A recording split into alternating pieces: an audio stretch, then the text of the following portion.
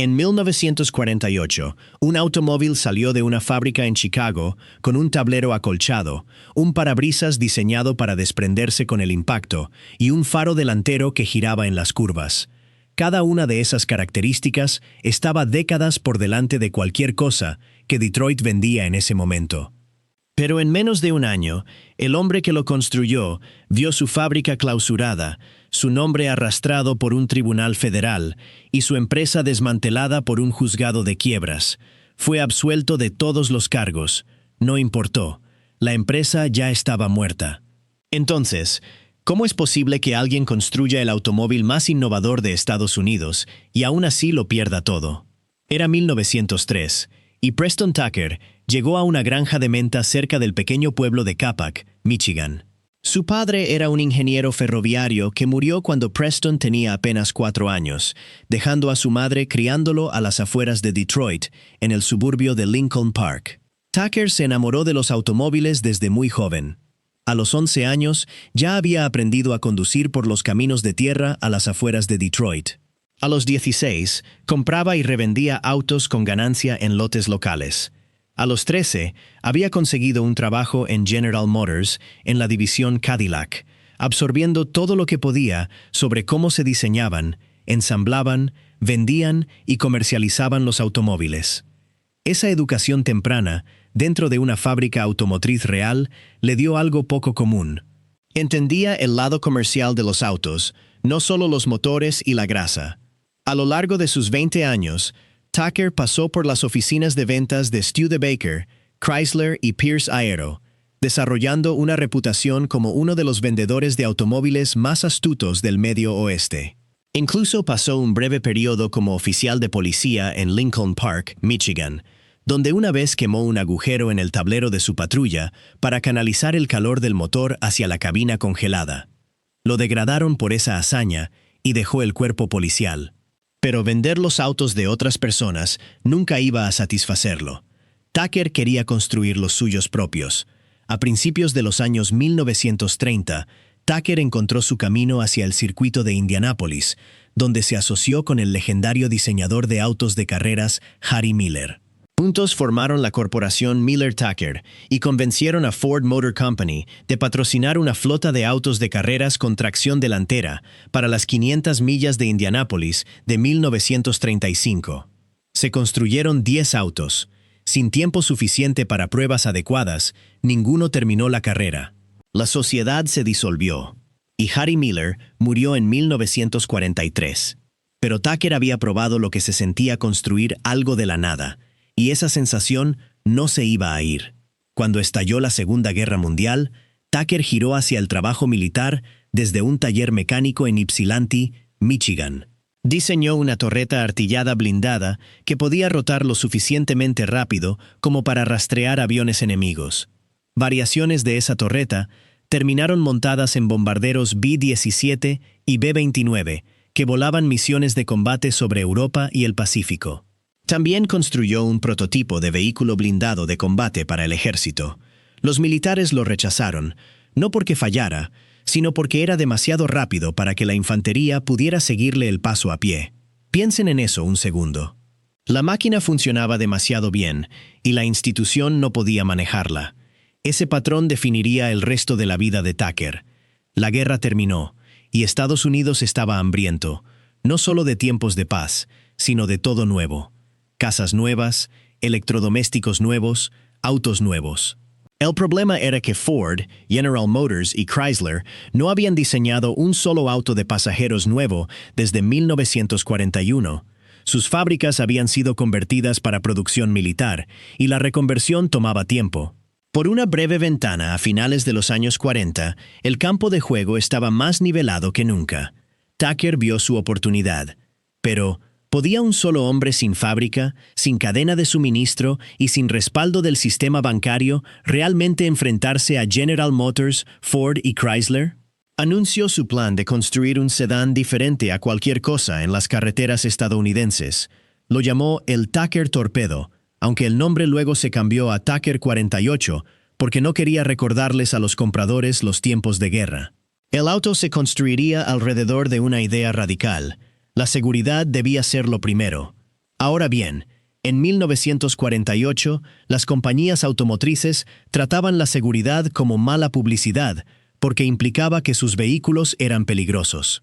Los cinturones de seguridad ni siquiera estaban en discusión, los tableros eran de acero rígido y los parabrisas se hacían añicos contra las caras durante las colisiones. Tucker miró todo eso y puso la seguridad en el centro de su propuesta. El Tucker 48 tendría un tablero acolchado, décadas antes de que el acolchado se convirtiera en estándar.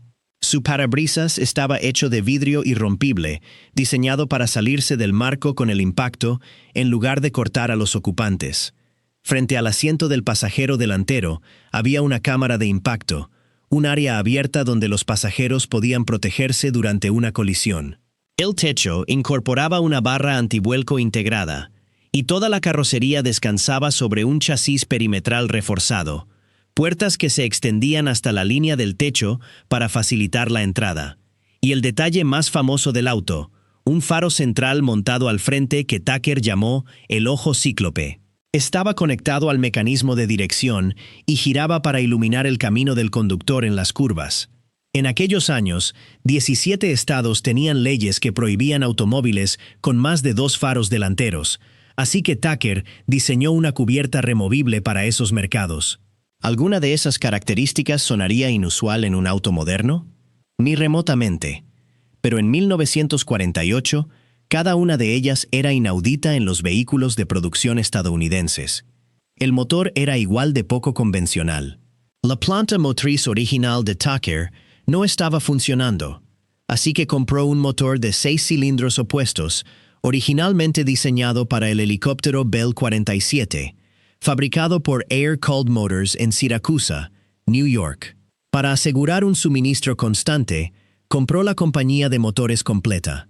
Sus ingenieros, incluyendo a su hijo, Preston Jr., convirtieron el motor Franklin de 334 pulgadas cúbicas de refrigeración por aire a refrigeración por agua, y lo modificaron extensamente en el taller mecánico de la familia en Ypsilanti. El motor de producción final producía 166 caballos de fuerza.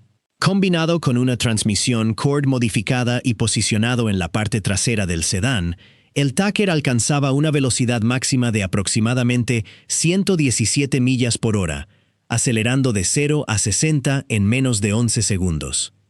Para un sedán familiar de 1948, esos números eran notables. Para construir este auto, Tucker necesitaba una fábrica. Arrendó lo que entonces era la planta de manufactura más grande del mundo, una instalación de la antigua fábrica Dodge de 475 acres sobre la avenida Cicero en Chicago. Esa planta había producido motores para bombarderos B-29 durante la guerra. Su cocina sola podía alimentar a 27,000 personas al día. En su punto máximo, la corporación Tucker empleó a más de 1,600 trabajadores dentro de esas paredes y anticipaba crecer a 35,000 una vez que la producción completa comenzara. Pero aquí está el detalle que nadie notó en aquel entonces. Construir una compañía automotriz desde cero requiere un capital enorme, mucho más del que cualquier empresario individual puede reunir solo con carisma y visión. Tucker recaudó más de $15 millones a través de una oferta pública de acciones, con hasta 44,000 inversionistas individuales comprando acciones. Vendió franquicias de concesionarios a precios que iban desde $7,500 hasta casi $30,000 cada una, inscribiendo a más de 2,000 concesionarios en todo el país antes de que se hubiera entregado un solo auto. Luego lanzó un programa de accesorios, vendiendo radios personalizados, fundas para asientos y equipaje diseñado para el Tucker que aún no se había construido. Los compradores que adquirían accesorios ganaban un lugar garantizado en la lista de espera del concesionario, lo cual importaba porque la escasez de autos de posguerra significaba que la mayoría de la gente esperaba meses o años por un vehículo nuevo. La campaña de mercadeo fue enorme. Anuncios de página completa se publicaron en periódicos de todo el país. Tucker contrató a Alex Tremulis, un talentoso diseñador que previamente había trabajado en Auburn Automobile, para darle estilo al auto de producción. Según se reporta, Tremulis dibujó el diseño exterior final en solo 6 días. En junio de 1947, el prototipo fue presentado ante más de 3.000 invitados especiales y reporteros en la fábrica de Chicago, acompañado por el estruendo de 200 hombres golpeando yunques. Las multitudes dentro de la planta de la avenida Cícero quedaron atónitas. El Tucker 48 no se parecía a nada en las carreteras estadounidenses. Un sedán elegante, con línea fastback, curvas aerodinámicas, 6 tubos de escape y ese inconfundible tercer faro brillando desde el centro de su frente. La gente no podía dejar de mirarlo. Las consultas en los concesionarios se dispararon. Por una tarde en 1947, parecía que Preston Tucker realmente lo había logrado. Pero el prototipo tenía problemas que volverían a perseguir a Tucker. Su suspensión había fallado y fue reconstruida frenéticamente apenas horas antes de la presentación. El auto no tenía reversa en el momento de la exhibición, y partes de la carrocería habían sido fabricadas sobre un chasis de Oldsmobile de 1942. El diseño original del motor de Tucker producía solo alrededor de 88 caballos de fuerza y no estaba listo para producción. Estos eran dolores de crecimiento, el tipo de contratiempos que cualquier empresa automotriz nueva enfrenta cuando apresura un prototipo para cumplir una fecha límite. Pero en manos de la prensa, los dolores de crecimiento se convirtieron en munición, y la prensa no tardó mucho en usarla. El columnista Drew Pearson, uno de los periodistas más leídos en Estados Unidos en ese momento, publicó reportajes en su columna sindicada llamando al automóvil Tucker un fraude. Afirmó que no podía ir en reversa y lo describió avanzando como un ganso por la carretera.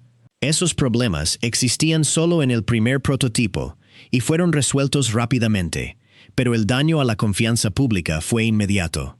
Una ola de cobertura mediática negativa siguió, y de repente la corporación Tucker ya no era un innovador audaz, era un escándalo. Pero, ¿quién estaba impulsando la historia? Ahí es donde las cosas se ponen interesantes. El senador Homer Ferguson de Michigan, a quien los críticos llamaban el senador de General Motors, tenía vínculos profundos con las 3 grandes automotrices y necesitaba su respaldo para su campaña de reelección.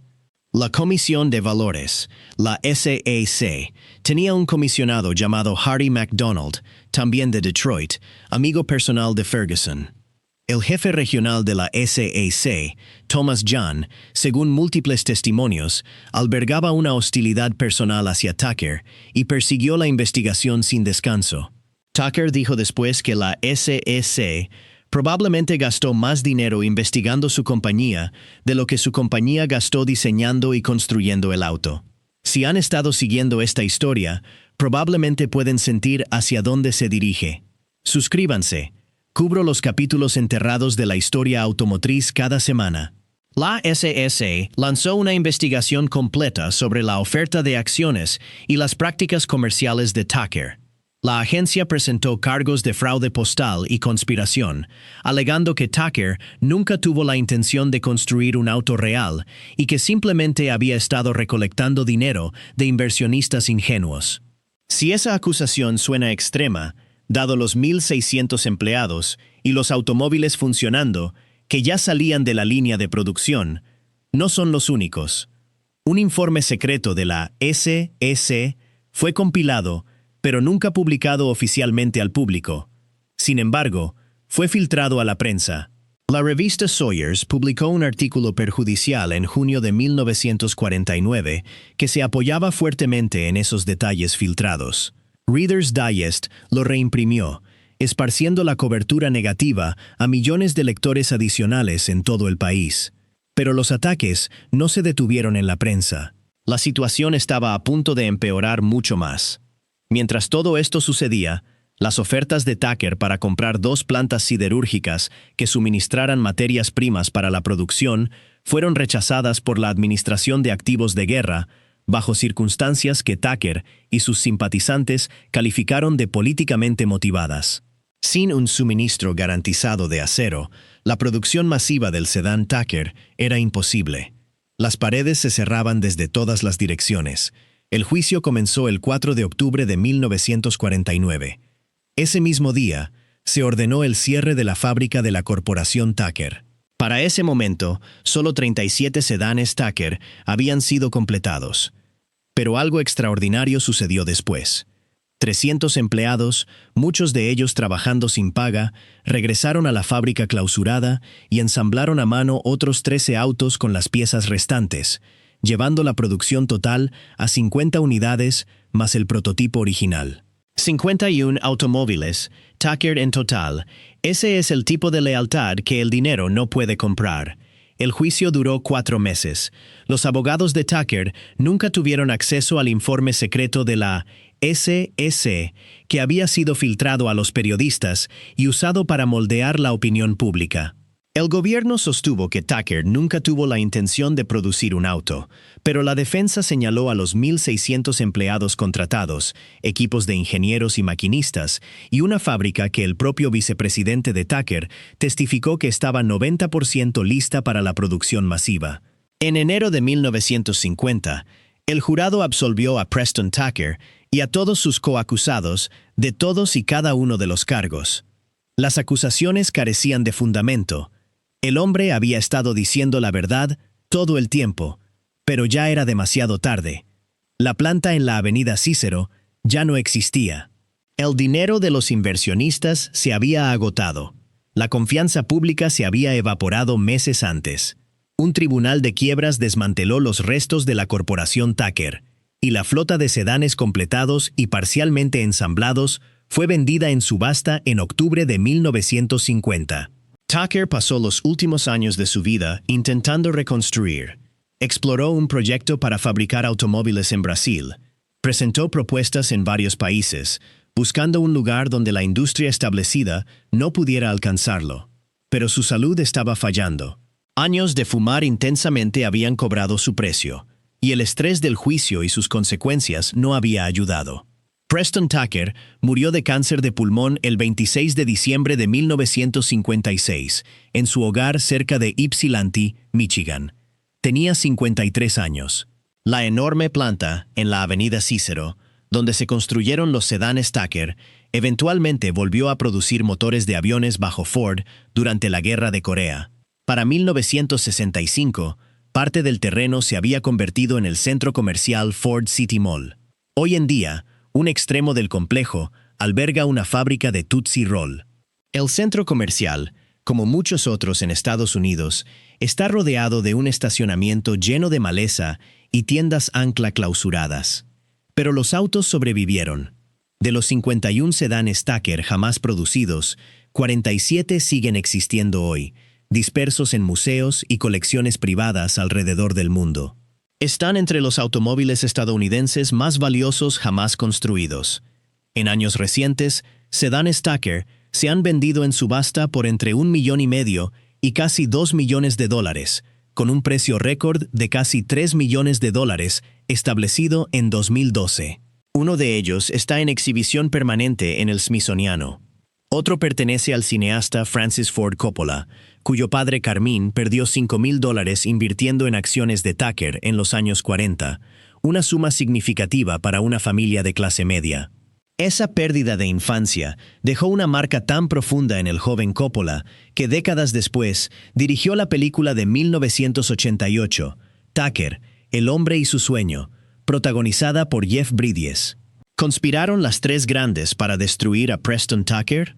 Los historiadores nunca han encontrado una prueba irrefutable, ningún memorando interno de General Motors ordenando a la SS cerrar a Tucker.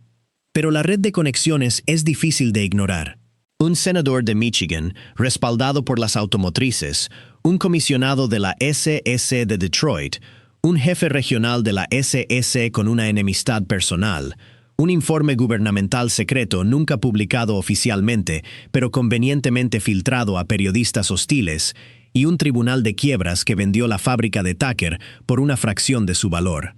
Entonces, ¿fue una conspiración o Tucker simplemente se había metido en algo más grande de lo que podía manejar? Lo que los historiadores han concluido es que Tucker estaba dramáticamente descapitalizado. Los aproximadamente $26 millones que recaudó estaban quizás 74 millones cortos de lo que realmente se necesitaba para llevar una nueva compañía automotriz a producción completa. Iniciar una compañía automotriz siempre ha sido extraordinariamente costoso, y los métodos poco convencionales de recaudación de Tucker, aunque legales, lo hicieron vulnerable exactamente al tipo de escrutinio que finalmente lo destruyó. Ya sea que vean a Preston Tucker como un visionario aplastado por intereses arraigados o como un soñador brillante que simplemente se quedó sin pista de despegue, una cosa está fuera de debate.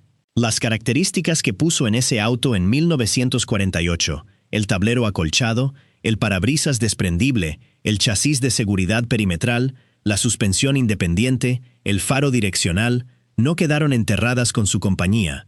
Surgieron, una por una, como equipamiento estándar en los autos que vinieron después. Solo le tomó al resto de la industria décadas ponerse al día. 47 sedanes Tucker siguen en las carreteras. Su creador se fue en 1956, y cada uno de ellos sigue valiendo más de $1 millón. El auto que Detroit no pudo permitir que existiera resultó ser el que no pudo matar.